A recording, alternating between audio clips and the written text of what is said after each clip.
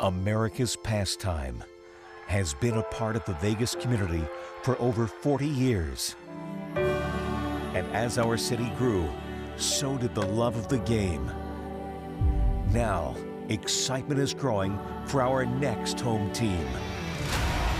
All season long, Fox 5 and the Silver State Sports and Entertainment Network are covering athletics baseball on the field in our community as we build our future together.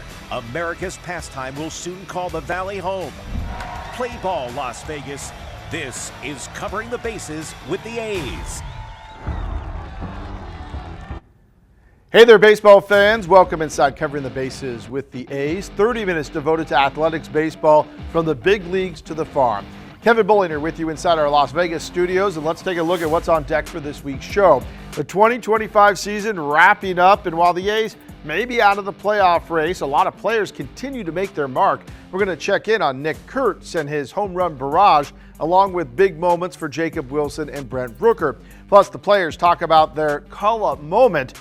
A's insider Jessica Kleinschmidt has the latest on the Zach Geloff injury, and the Aviators taste the postseason. But we begin with the likely AL Rookie of the Year, Nick Kurtz.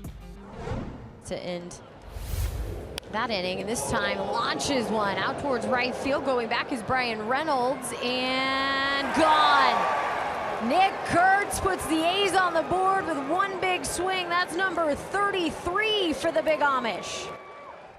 In front of family and friends near his hometown of Lancaster, Pennsylvania, the Big Amish makes even more history, taking Pirates pitcher Mitch Keller deep over the Clemente wall in right field of Friday's 4-3 win. That's Kurtz's 33rd home run of the season, and it moves him into a tie for second with Jose Canseco for the most home runs by an A's rookie. Here's manager Mark Kotze after the game on Nick. He's finishing off really strong. It was a tough series in Boston for him. Again, this is what we talk about with these, with him and his mindset about a new day. It's a new opportunity. Turn the page. He comes in here and hits a homer today. So, that's signs of a really mature young player being able to handle a little bit of adversity in Boston and come tonight ready to just take at bats and help us win a game. So here is a look at the A's all-time rookie home run leaders. Kurtz now tied with Canseco for second behind Mark McGwire. He's not going to be caught in this one, but look at the names on that list. Rarefied air for Nick Kurtz, who is on his way to locking up AL Rookie of the Year. Well, 19 years ago, almost to the day, 4-year-old Jacob threw out a first pitch here to his dad. And we're going to reverse that pitch tonight. Here with our game time first pitch is former Bucco shortstop Jack Wilson. Throwing to his son, athletic shortstop Jacob Wilson. Yeah, take a look at that. Pops has still got it. A cool moment for Jack and Jacob Wilson on Friday in Pittsburgh. Jack, as you heard, a former Pirates shortstop for many, many years, recreating that first pitch from 19 years ago when his 4-year-old son Jacob threw out the first pitch at PNC Park back in 2006. That 4-year-old, of course, grew up to become an all-star shortstop for the Athletics, as well as a Rookie of the Year candidate. Definitely a full circle moment for father and son in a season that seems to be filled with full circle moments for both of these guys. Payoff pitch smoked out to left. It's going to be a home run for Rooker. Brent Rooker gets to 30, and that ball got out of here in a hurry over the monster. A 2-0 lead for the A's. Yeah, let Rook cook. Brent Rooker going yard in the final game of the series in Boston to reach 30 home runs on the season. That's now 3 straight years that Rooker has reached the 30 home run mark, each of those with the Athletics. Rooker becomes the 3rd A's player to reach the 30 home run mark this season after Kurtz and Shea Langoliers. And here they are. It's the 4th time in franchise history that 3 A's players have reached the 30 home run mark in the same season. The last time it happened was 2019 when Matt Chapman, Matt Olson, and Marcus Semien all hit 30+. Still ahead, A's insider Jessica Kleinschmidt joins us to talk about the injury to Zach Geloff and his timeline for a return. Hey, before we go to break, let's get some trivia in. We're going to talk about Rickey Henderson a lot in a couple minutes on Green and Gold Throwback. So let's see, before we do that, how much you know about one of the greatest ball players ever who still holds 3 major records more than 20 years after retiring. I listed 4, though. Which of these 4 categories is not an all-time record currently held by Rickey? Is it runs scored, stolen bases, times caught stealing a base, or walks? We're going to find out the answer after the break. You're watching Covering the Bases with the A's. All right, we're back with an answer to this question. Which of these 4 all-time records does Hall of Famer Rickey Henderson not currently hold? It is walks. Rickey actually did hold the record when he retired, but then Barry Bonds passed him after he walked 232 times in the 2004 season. But Rickey is still second on the list. Actually, he's 1 spot ahead of Babe Ruth. That's pretty good company. And he used all those walks to get himself on base enough to steal more bases than anyone in history. And that record, that's not even close to being threatened. In fact, second on that all-time list is closer to 45th than he is to Rickey. How about that? Okay, now it's time for Green and Gold Throwback. It's late 1988, and the A's are coming off a big upset loss in the World Series to the Dodgers, but they still have a great young team. They were just missing a little something extra. So here is how they tried to get over the top. The A's kept up momentum into 1989, but they knew they needed a little more juice. So they brought in a familiar face, base-stealing extraordinaire Rickey Henderson, who stole 52 of them in just 85 games with the A's after being traded from New York. He helped the team repeat as AL West champions. And then in 5 games of the AL Championship Series against Toronto, Rickey got on base 12 times and stole 8 bases. That's more than anyone has stolen in a single playoff series ever. With the Blue Jays dispatched, it was on to the World Series to play their Bay Area rival, the San Francisco Giants. The Battle of the Bay.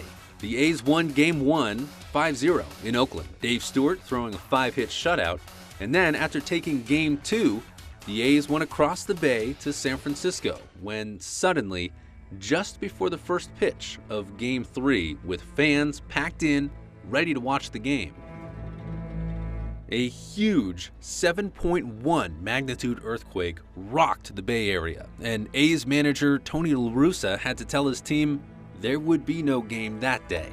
The Bay was in shambles, and with the state of things, it didn't seem right to get the series going back up again just yet. They took 11 days off as people worked to get their lives back together. After some repairs to the stadium, the players finally returned to the dugout, making sure everything was holding up first.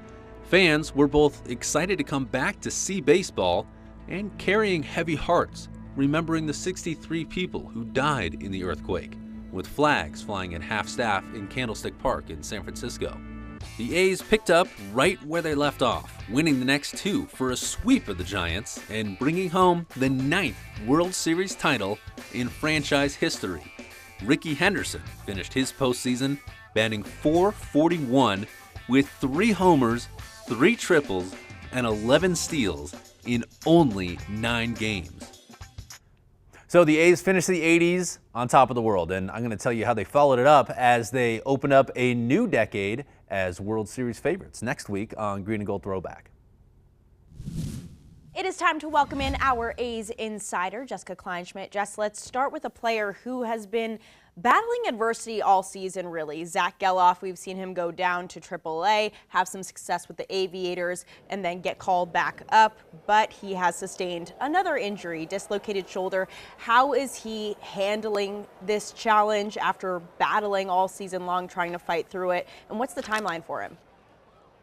Yeah, well, you mentioned the frustration and, of course, a very up and down season, which really is terrible because he was making some strides to become the Zach Geloff that he originally was after the draft when the A's got him. But the timeline's looking like he will be ready for spring training. He will go down to LA for shoulder surgery next week. And like you said, it's kind of one of those situations where did great with the Aviators, definitely got some of that average up, and of course the power was showing, came back up, showing signs of improvement.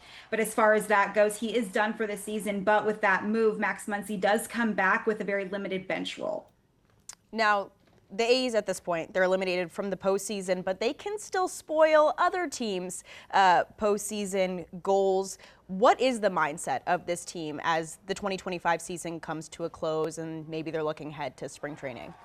Yeah, they just want to end on a great note, and the second half has been fantastic from top to bottom, and they just want to ride that into the sunset. The AL West isn't quite what it used to be, but in the midst of an Astros series, it's looking really, really good, and Jeffrey Springs got his final start of the season, and we talked to him on Tuesday. He's really happy. He's got 32 starts on the season, got to actually start the season without any sort of injury rehab, which is a very rarity for him. And he's happy with all of his numbers. And that's kind of what it looks like from top to bottom, seeing all these guys improve over the season, and especially coming into spring training, dealing with a lot of adversity, like you mentioned, not just injury, but a lot of other things. You know, the numbers weren't quite adding up, but every guy who was brought up did some sort of miraculous stuff heading into the second half of the season. So hopefully they can mimic that. A lot of good stuff to look forward to in 2026.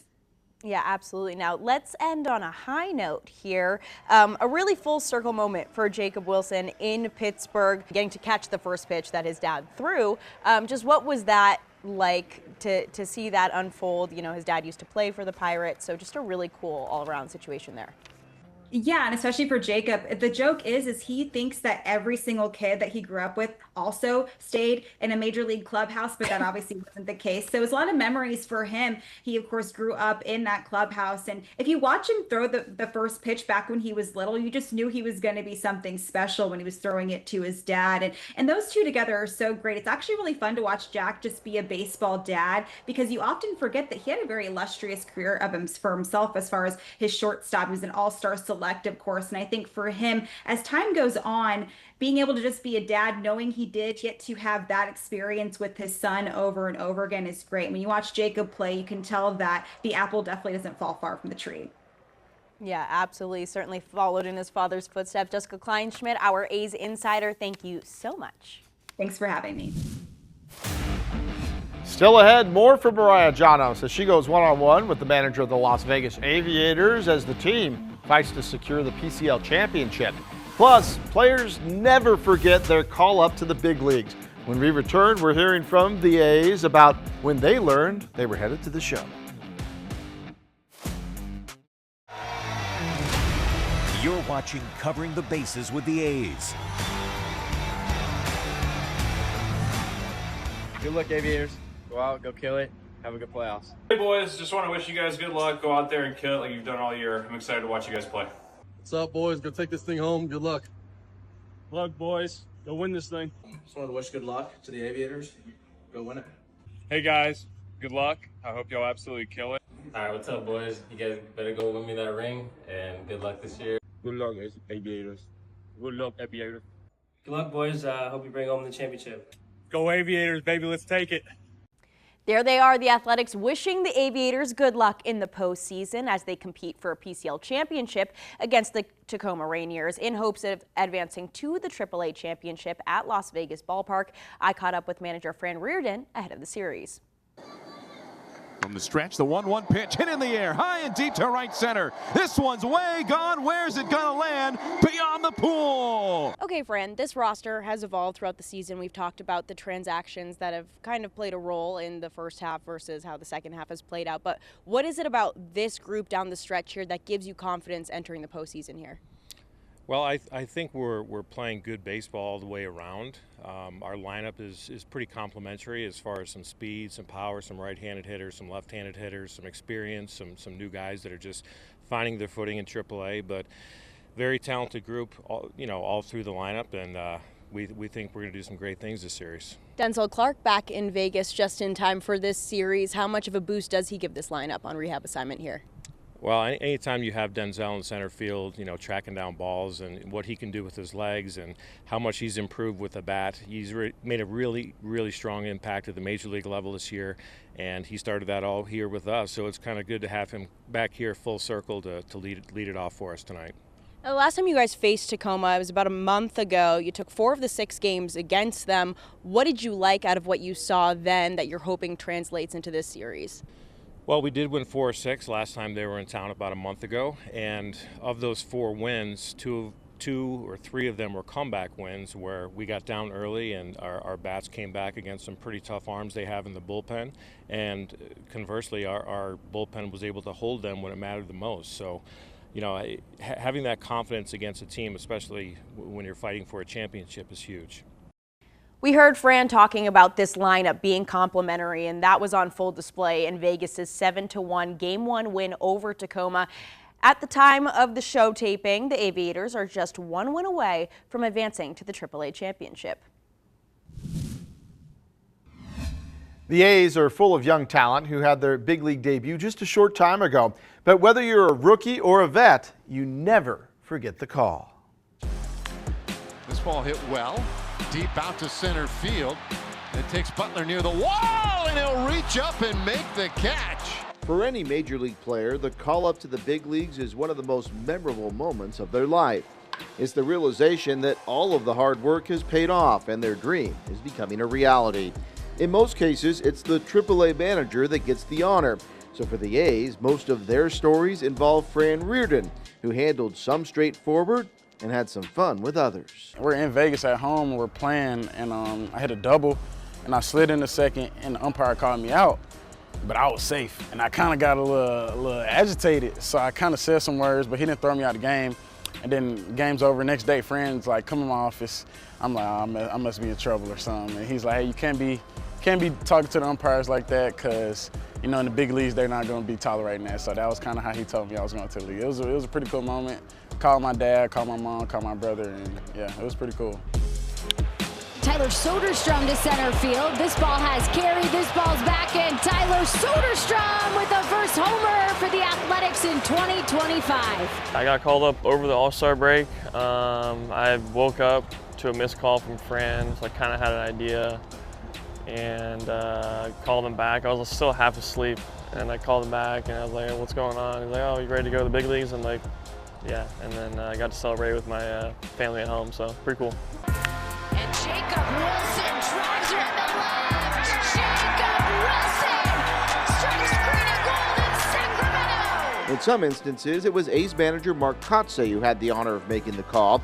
In the case of Jacob Wilson, I guess Kurtz could say, it was my pleasure. I was in the car with my fiance now, and you know, we got a call, and actually I didn't have the number saved, so it was kind of a random phone call, and I answered, and kind of put it together that it was Mark Kurtz calling me. We were in a Chick-fil-A drive-thru getting lunch over the All-Star break, and you know, he was talking to me. He's like, "Hey, you're gonna come to the big leagues," and I was like, "Oh, this is honestly the coolest phone call you could ever receive." So, you know, hung up, called mom and dad right afterwards, called the siblings, called some friends, and you know, luckily it was All-Star break, so I was at home, so I got to have some friends come over that night and hang out with them. So it was obviously a special day. One of the most recent calls came earlier this season. Nick Kurtz was demolishing AAA pitching, and everyone knew it was just a matter of time. It was a Monday morning. I was in AAA. We had a flight later that day to go to Austin, maybe, Round Rock. Pretty much half asleep. My phone's ringing, and it's from our manager. He just was like, hey, like, you're going up, man. Like, congratulations, all that stuff. So I went to the field and, you know, say goodbye to everyone, and they congratulated me. It was really cool. Nick Kurtz hits this one towards left center, and how about a big fly for the first time in the big leagues? Little did Kurtz or anyone else know at the time, but that call-up was the first domino to fall in what is likely to be a Rookie of the Year season. And that's the thing that separates the now veterans from those that just had a cup of coffee in the show. The call-up is huge, but what you do after you hang up determines if you stay.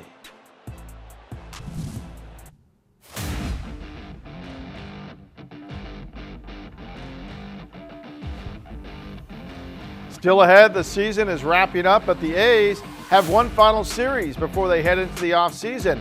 We're breaking it all down after the break. You're watching Covering the Bases with the A's.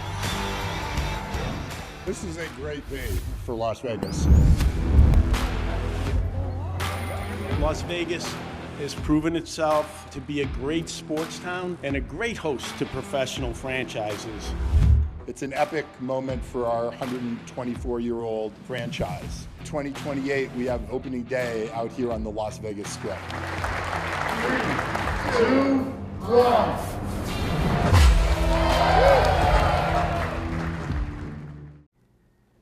A's fans get priority access to purchase season tickets in Las Vegas for just $19.01.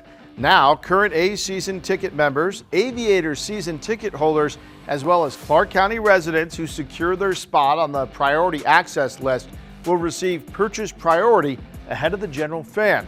If you'd like more information on this, just visit athletics.com/Vegas. The A's wrap up the 2025 season with a 3-game home set against the Kansas City Royals in West Sacramento. Like the A's, the Royals are out of the playoff race, but KC is trying to finish the season above 500. Now, as of when we taped this show, the pitching probables were all TBD in this series, and that's really not a surprise. In the final weekend of the season, teams might want to get a look at maybe some of the younger guys. But when you talk about the Royals, of course, you have to talk about Bobby Witt Jr. He's one of the biggest stars in the game, along with Kansas City catcher Salvador Perez.